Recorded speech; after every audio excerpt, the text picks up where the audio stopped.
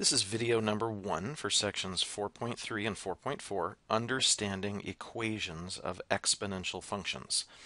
So far in this class, we have focused only on linear functions, and today we get our second major category of function, known as an exponential function. Let me begin by telling you what the equation of every exponential function looks like. The pattern is this: y equals a times b to the x. This is like the y equals mx plus b of chapters 4 and 5. We're going to be working with this over and over and over. A and b are just numbers, just like m and b were numbers. X and y, of course, are the variables. There are a couple of restrictions on a and b. A will always be a positive number. B will always be a positive number. And b will never be equal to 1. So a and b will always be positive numbers. B will never be equal to 1. What we need to do is figure out what a and b do. What are they called? What purpose do they serve? How do they impact the graph, etc., just like when we studied linear functions. Well, to start us out, I've written down two functions here. One of them is a linear function, y equals mx plus b, and one of them is an exponential function. See how it fits this new pattern? Y equals a times b to the x. Just as a side note, if you're looking at this second guy saying, well, how come we don't just write it 6 to the x? That would be some bad math, right? We did not learn any rule of exponents that allows you to multiply two pieces with different bases and different powers. There's just no way to do that. I have no way to simplify this beyond the way it looks right now. All right, let's do this. Underneath the linear function, I've put a table. And I'm going to pick some simple x's, so I think I'll just start at -1 and count by ones. And let's go ahead and fill in the y values quickly. Let's see, 3 times -1 would be -3, plus 2 is -1. I believe when I fill in 0, I get 2. When I fill in 1, I get 5. And when I fill in 2, let's see, 3 times 2 is 6, plus 2 is 8. Okay, so just a quick table. You can obviously pause the video and check my calculations if you like. What I want to make sure you are seeing here is the fact that the key numbers in the equation, the slope number and the y-intercept number, right, the m and the b, those two numbers do show up in this table. The obvious one, I think, is the b. Right? The b is 2, and we learned that the b always stands for the y-intercept, and you can see it right here in the table, right? The y-intercept is the point that always has an x-coordinate of 0, and so that's not surprising. We know that the y-intercept in this problem is 2. The slope number, the 3, this one maybe you've never noticed before, but that shows up in the table as well. Now, of course, I don't see a number 3 anywhere written here, but if you look carefully at the y column, look at the y numbers, -1, 2, 5, and 8. If you think about how you would travel from one y value to the next, do you see the pattern? -1 plus 3 is 2. 2 plus 3 is 5. 5 plus 3 is 8. Well, that's not an accident. That 3 is the slope. As long as the x's go up by 1, so you only have this pattern if the x's go up by 1, but as long as the x's go up by 1, the y's will increase by adding the slope number. Let's now look at the exponential function and see if we can find some patterns there. So once again, I'm going to fill in my x's with just simple numbers here, -1, 0, 1, and 2. And then to fill in my y's, I just need to plug these x values into the equation. I think the only one that's kind of tricky is this first one. Maybe we should write that one out. So if I fill in -1, in place of the x, I'm going to have to think about all those exponent rules we learned. Let's see, we don't really like negative exponents, right? So there's nothing wrong with the 3. I'll leave that up top, but to get rid of the negative 1 exponent, I'll reciprocate the 2 down to the bottom, which then allows me to change the sign of the exponent to a positive one. 2 to the 1, of course, is just 2. And so this ends up being 3/2, otherwise known as 1.5. I think the rest are easy enough to just fill in. Let's see, if I replace the x with 0, remember 2 to the 0, anything to the 0 power is 1, and then 1 times 3 would be 3. If I replace the x with a 1, let's see, 2 to the 1 is just 2, times 3 would be 6. And 2 to the second is 4, times 3 would be 12. Again, if you would like to double check that yourself, you can always pause the video.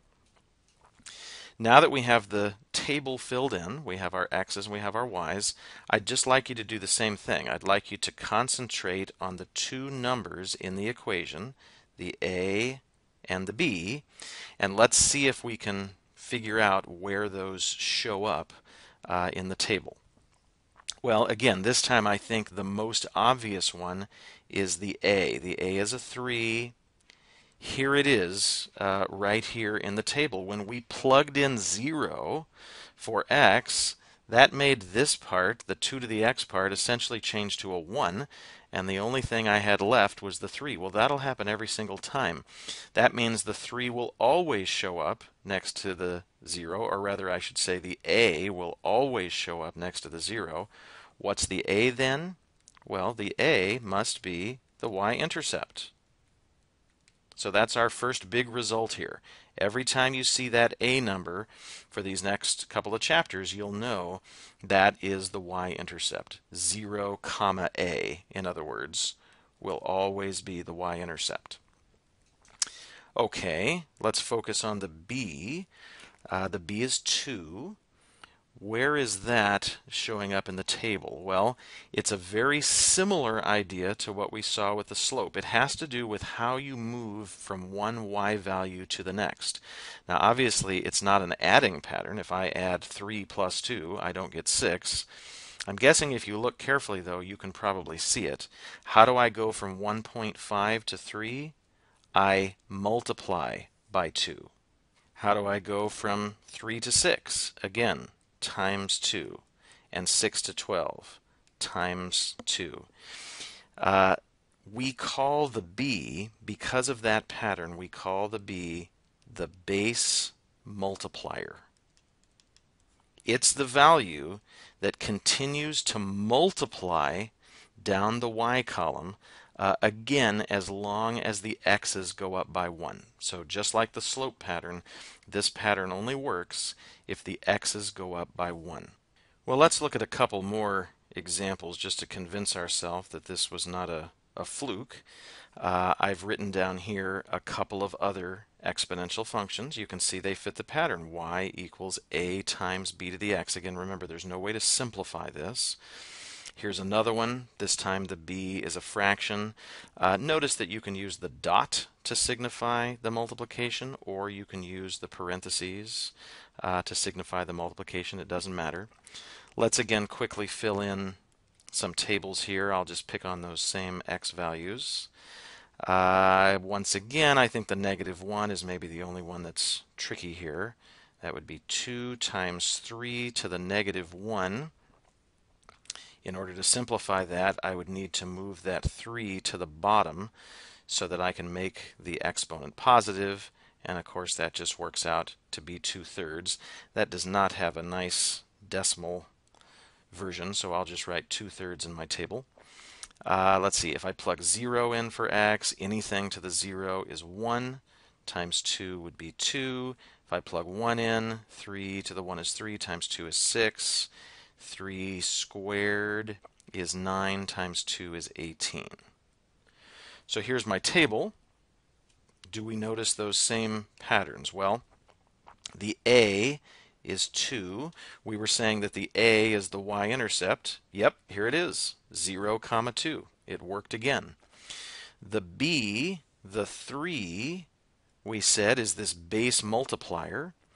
Well, I'm looking, the x's go up by 1, and I'm looking to see if I multiply down this chart, is it always times 3? It's pretty easy to see that with these two, I think. 6 times 3 is 18. 2 times 3 is 6.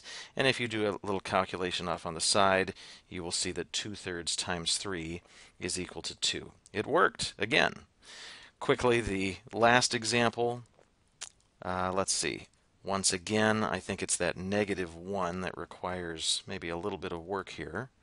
So this would be 4 times 1/2 to the -1. Let's see, I think the way I would view this, remember the rule, a base raised to a negative power is equal to the reciprocal of that base. Well, the reciprocal of 1/2 is 2, and then I can raise that to the opposite power. This one looked a little different, so I handled it a little bit different. The reciprocal of 1/2 is 2, and of course 2 to the 1 is 2, and 2 times 4 is 8. Let's see, anything to the 0 power is 1. 1 times 4 would be 4. When I plug in 1, 1/2 to the 1 would be 1/2. Cutting 4 in half gives me 2. 1/2 squared, that means 1/2 times 1/2 is 1/4. And 1/4 times 4 is 1. Again, you could always go off to the side and work these calculations by hand. Let's check the pattern. The A is 4. Is that my y-intercept? Yep. Here it is right here. The B is 1/2.